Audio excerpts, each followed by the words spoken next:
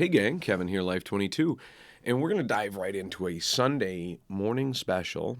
So it's been a hot minute, right? I know most of you guys were like, wow, we're listening to Kevin 5 days a week. That MFer is putting out stuff. He's getting you content every single morning. And you know what? That wears on you. But that wasn't really the reason, per se. We just, a lot of other things going on. I run 4 businesses, yada yada, which will get me into my next point, right? So I run 4 businesses, I have rental properties, I work a full-time job, and then like this is my this is like my this is kind of my hobby. Eventually it will be a business. I mean, given that we are the only video news channel in Olean. And also, this is just like any channel, right? We don't just produce the news. We also have, eventually we'll have a sitcom starring Kevin. But, and then with all the kids being sick and then getting me sick, one of the kids had to go to the hospital. I had to go with him. And I know how much all of you know how great hospitals are. It's better in America than it is in, foreign countries where, you're in Europe and it's like most people are giving birth in the waiting room because it's 6 weeks once you get to the hospital to get seen by anybody. At least here it's only 6 hours, sometimes up to 16 hours, but it is what it is.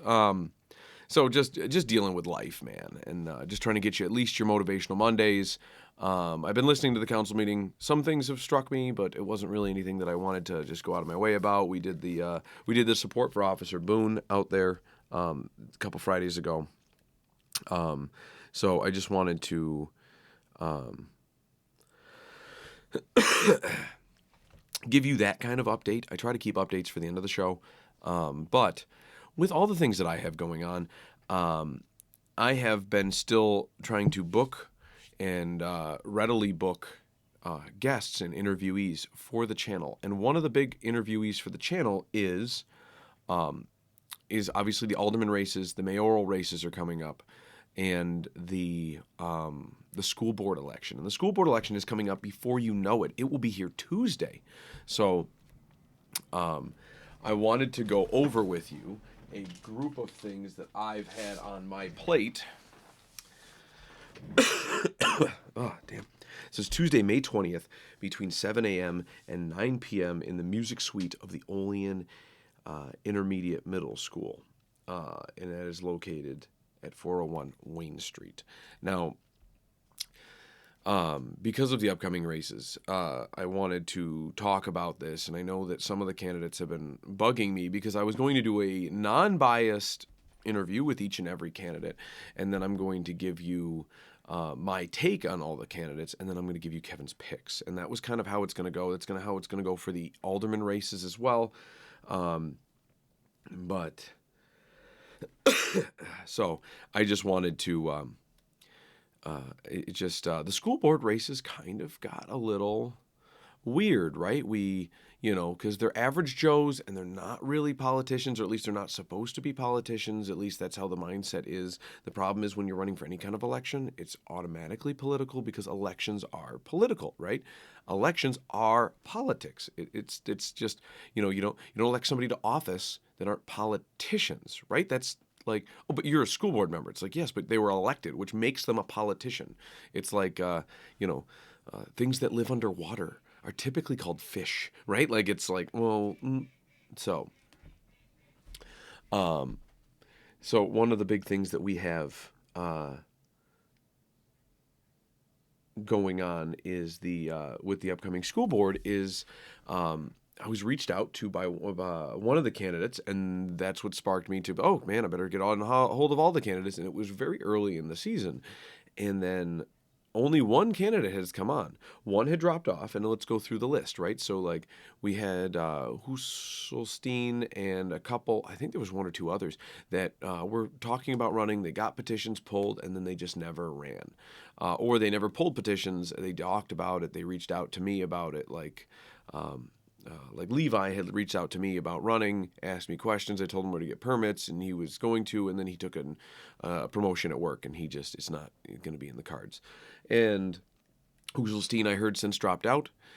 Tim Sherlock jumped in the middle of the post petition time, and he's a candidate, and he came on the show, and you can watch that interview. I'm not trying to give people softball questions, but I'm also not trying to jump down people's throats if they have differing opinions than me. So that's why I want to do the non-biased interviews. But I want to be kind of like I want to be a little tough on people, but I don't want to let it be so biased. But you can't pull bias out of a like it's otherwise, if anybody can pull bias out completely, then what's the difference between an interview with you and the next guy, right? Because you would just be completely, an automaton or whatever just some generic guy, right? So, but yeah, so one of my my points was that we gave everyone ample opportunity to get on the show, and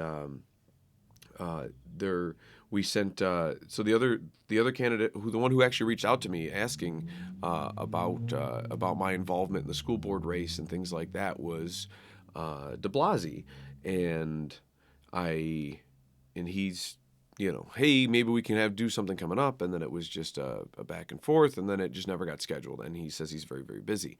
And with that said, as you can see, I'm very, very busy, and I do this as more of a hobby. I don't get paid for this. I'd like to get paid for this. This would be phenomenal to be able to do what I enjoy doing. But no, this is a just like the school board. This is a pro bono gig. If anything, it's like negative pro bono. It is like it costs me money for cameras and microphones and all that other stuff. So, and time out of my day and away from my kids. But this is how I give back to my community too, is speaking my opinions and then pointing out things, and I've been providing news and interviews for other people to see. So, but he could not make time in his busy schedule.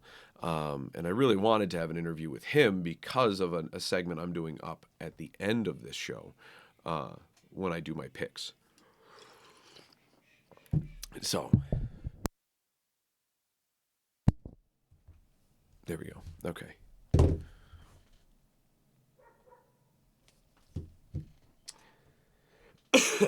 So, the other three candidates were running as a team. It is Young, Calby, and Malik. And I've reached out to each and every one of them via email and their Facebook pages with follow-ups.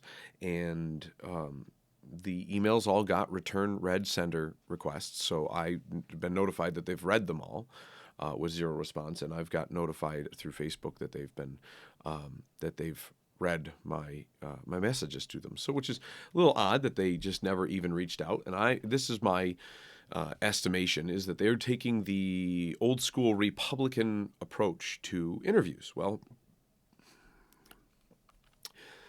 you stick with one. If there was 10 newspapers in our area and all like legacy or whatever, you would pick two. You very minimal.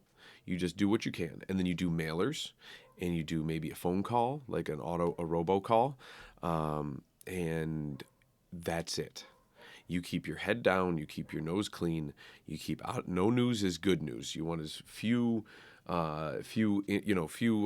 times in the public that are media based as possible. And that is a very Republican thing to do, which has hurt the Republicans in the past. And we've making great strides where almost every Republican, when you register, you're like transparency. And that's what grinds my gears, is because I'm all about transparency. And I hated that approach. No news is good news. No, get out of here. Because then people don't know what you stand for. Oh, well, we know what she stands for, right? She's Kathy Young, right? She's been there for 23 plus years. It's like, okay, well, that's great. What does she stand for on the school board, though? Especially when people are saying school boards are not political, right? Okay, so what does her politics have to do with it, right? So that would be my argument to that, is like, if it's not political and she's a politician and she has to separate that and people know what her politics are, well, then what's the personal life of Kathy Young? What does she bring to the table that is not political? Right? So that would be my argument. But then again, like I've been saying the whole time, politics are downstream of culture, which means that if you act in a certain way, your politics are going to reflect that, because they are just a foreshadow of yourself. So they are they're an extension of yourself. The way that you're if your kids act out and it's because of something that maybe their parents are doing. It's a very they're influenced by you. So if your kids act a certain way, I mean it could say something about yourself. So that's very much how you should relate politics to some of these issues. So we know how Kathy's politics are, and I don't know Calby or Malik. If they've teamed up with Kathy, either they're riding the tide of her political influence and her war chest, or or they are aligned with her values. Sometimes you're aligned with the values, and sometimes you're just kind of like a potato, right? You're just kind of like this bland thing that just kind of like just adds more to the plate, but it's not. It's like it's not the steak, right? It's something that makes the plate. You have to have a larger plate to be able to fit all this stuff. And look at all the stuff we've got here. And it's like, yes, but you've got your steak right here, right? And that's why people are here is for the steak. They're not here for the potatoes, which is not that is one way of looking at it. But it's hard for me to give you an honest opinion on those two. I don't know them.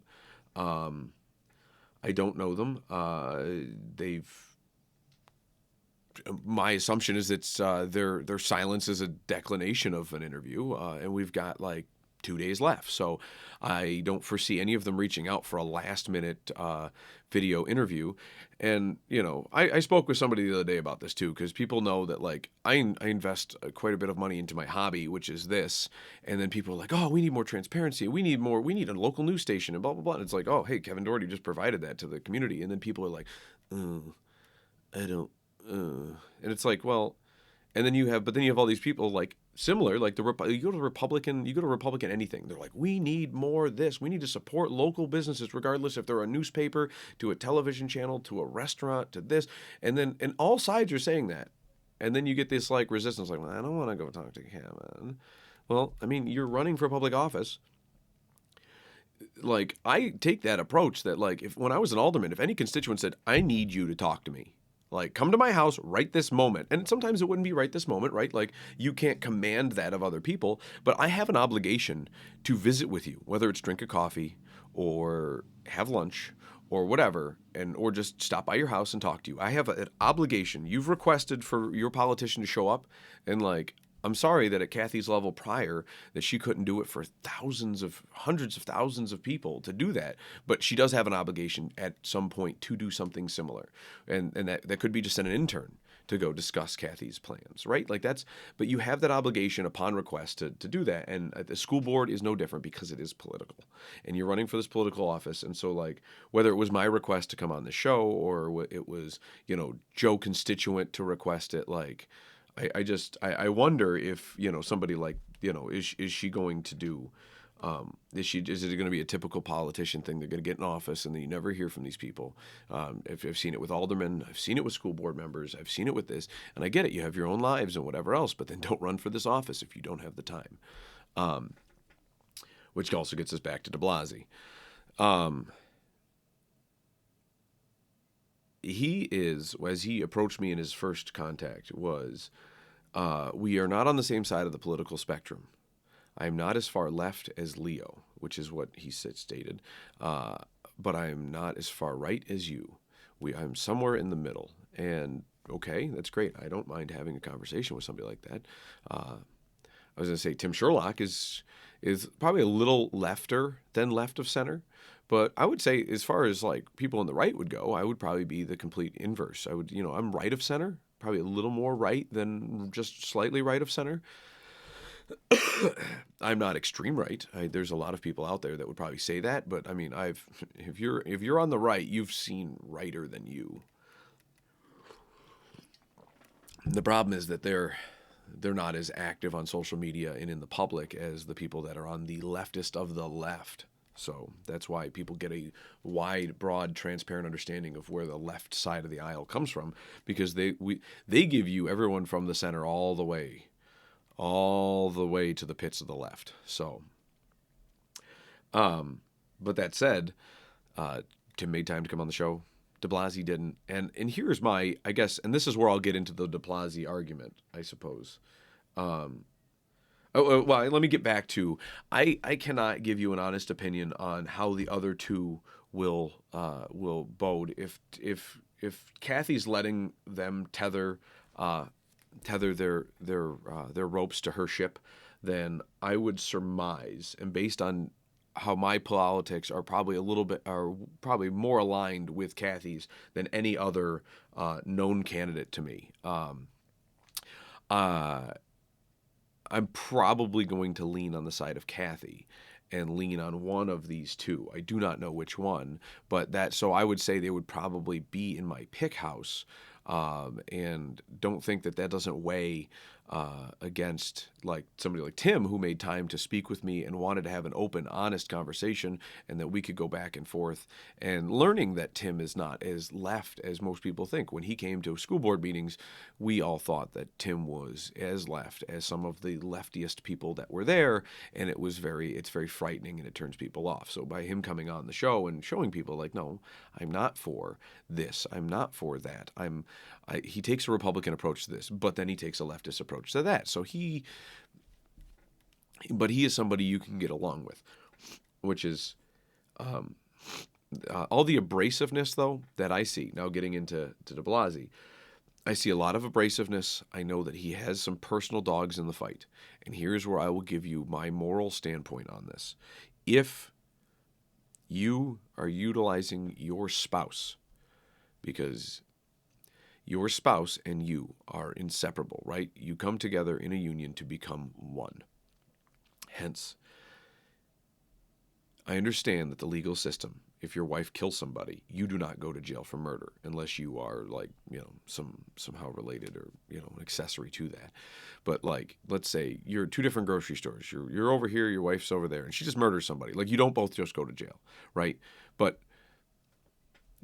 that's a far extreme. What I'm saying is, though, that like you in the eyes of how your family is viewed, you both are the same person. You are viewed as one. You are a union of two people to become one. That is it. So from my understanding, she's suing the school district for some instance that happened with her child, well, their child. And so now he's running for school board. I don't care if you're you can't let passion lead you down every road. It is great to be passionate, but if you have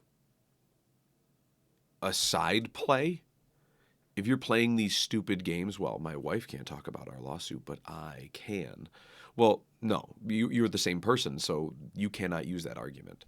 And I'm not using that from a legal standpoint. I am using that from the definition of marriage, from a religious and spiritual standpoint. Because the legal system says it's okay does not mean that it's okay. There's a lot of things out there that are legal that should not be. There are a lot of things that are illegal that should not be. There are a lot of things that are rightly illegal, and there are a lot of things that are rightly legal. You're using this gray area, and that is a child's game. And I do not elect children to the school board. So, and then that said, and there's a lot of animosity that's going about this. You're coming off very hot under the collar. You're letting your emotions lead. And so this is more of advice directed directly towards this candidate, I guess. Based on from what I gather, you're a young guy, and you need to gather some emotional intelligence. You're letting your passion for an incident that happened with your daughter drive you. It's driving your wife to sue the board, and it is driving you to take a seat on the board. You're not going to be able to do anything in regards to your wife's lawsuit. If you do, I think it should void it. I think that the fact that you're running should void your wife's lawsuit, because from what I gather, speaking to different people and different lawyers, what will happen is the school board will probably settle, and you're going to make some money. And you shouldn't, because, and here's why. I think that if somebody has harmed you, that yes, you should be entitled to some form of compensation, right? Like whether it was medical bills or whatever. But just because if somebody harmed you at Burger King, I don't believe that it's the responsibility of Burger King to pay for your damages because it happened in their store, right? The same with the school district. Now, I get that the school district is a little bit different, right? They are taking a responsible role over your children. Like they are the supervisor of your children while they're there. So they had to have a fiduciary obligation to protect your children. But you're blowing a minor incident from what I gather. Because the same people that have leaked information to you that are on school boards or within the administration or from the district, whether they're lowly teachers or aides, people that have leaked information to you who shouldn't, people who have leaked information to me, probably who shouldn't, have explained the situation to me in the same way that you understand it. You're just more passionate about it because it's your daughter, and I don't fault you for that. The problem is that the issue that you're doing is you're dragging your daughter's name and everything and situation into the limelight for the whole world to see, which is going to have way more catastrophic effects on your child than the school district will ever have done to you.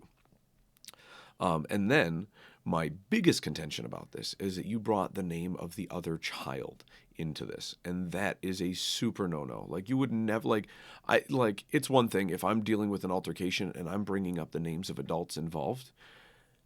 This is a child. Yeah, do I have the ability to do it? Yes.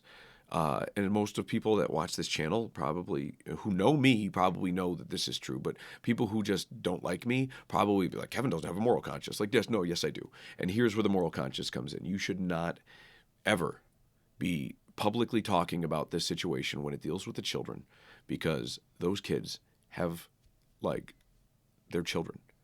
And from what I gather, the situation is it's not a bullying situation. It is one little girl touched your daughter in a place that maybe she shouldn't have.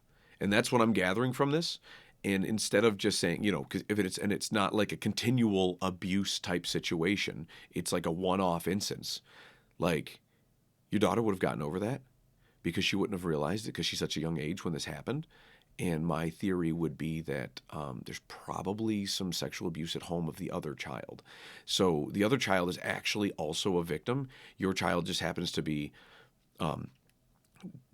somebody that this child interacted with. And instead of being an adult about it and being like, listen, we're gonna deal with this in our household.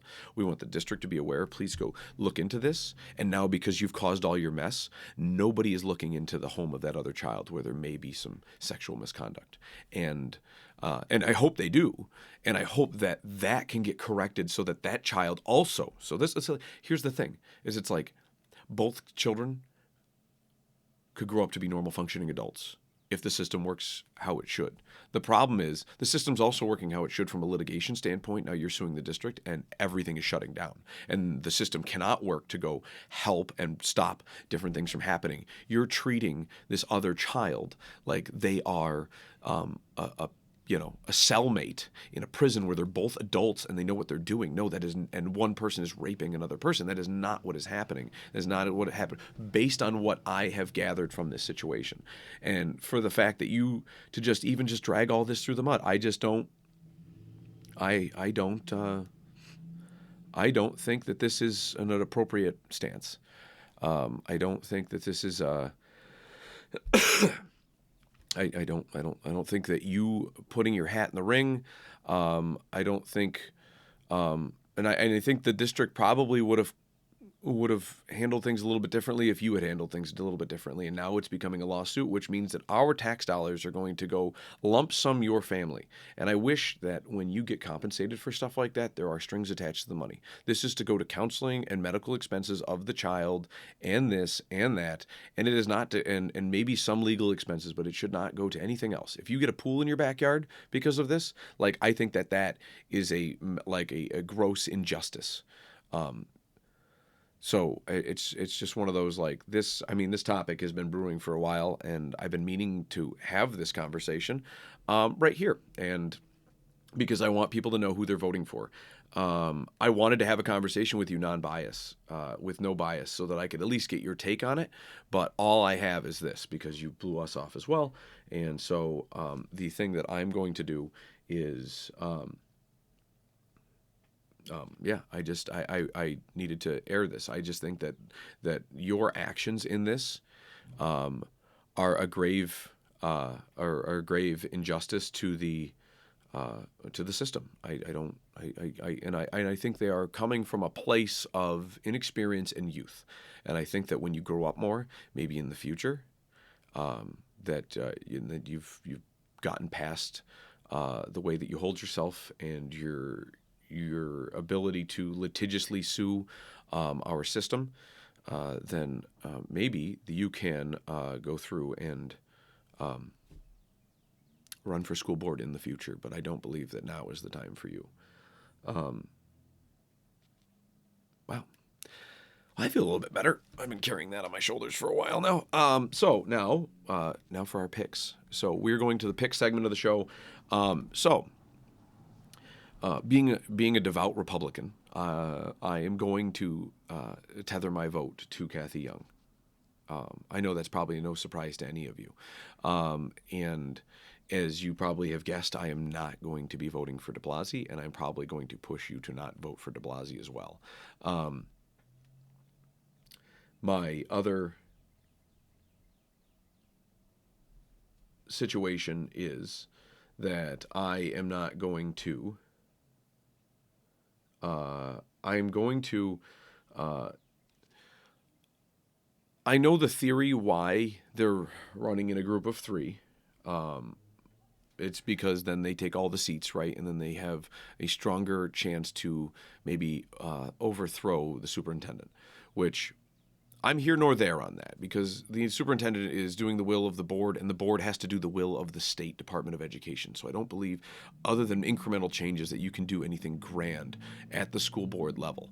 So I do believe there should always be a little resistance to anything in government. Government should not move very fast in one way or the other. Even if it is a corrective change, everything should be incrementally slow. And I think that as long as you're staying diligent in what you're doing in your thought processes, and that you are using your skills to vote and educate the public, that you can incrementally change things back. And so with that said, I am tethering my vote to Kathy Young. I will also be tethering my pick to Timothy Sherlock. I like Tim. He is left of center, but he is going to create some great dialogue, and it'll give a good supportive resistance to Kathy, or they might get along on a lot of issues, which either way, I think that it's great for people to have the dialogue, to explain what they're doing, to explain why they're voting, to have those conversations. And that is one of the things that I do agree with Tim on. And then because I don't know the other two, I will be picking one of them. But really it's just a coin toss. I believe one of them married a friend of mine from high school, and the other one is another friend of mine's wife. It's not his little sister. I think it's his wife. So, it's really just, it's a coin toss up between the other two. So you have 3 votes, or you could just choose for those 2, or you could just choose. I'm not going to try to sway your vote one way or another. I mean, most people do listen to me when it comes to politics, and I make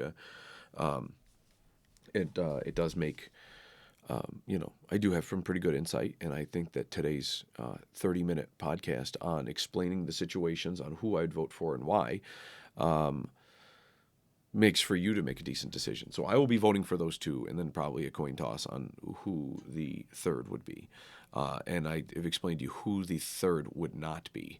And with that said, I hope you guys enjoyed this breakdown of the Olean School Board race. Do not hesitate to get out there and vote. If you have questions, if you have concerns, let me know. Let me know. I'm open. Let me know. I'm sure somebody's not going to like this podcast, but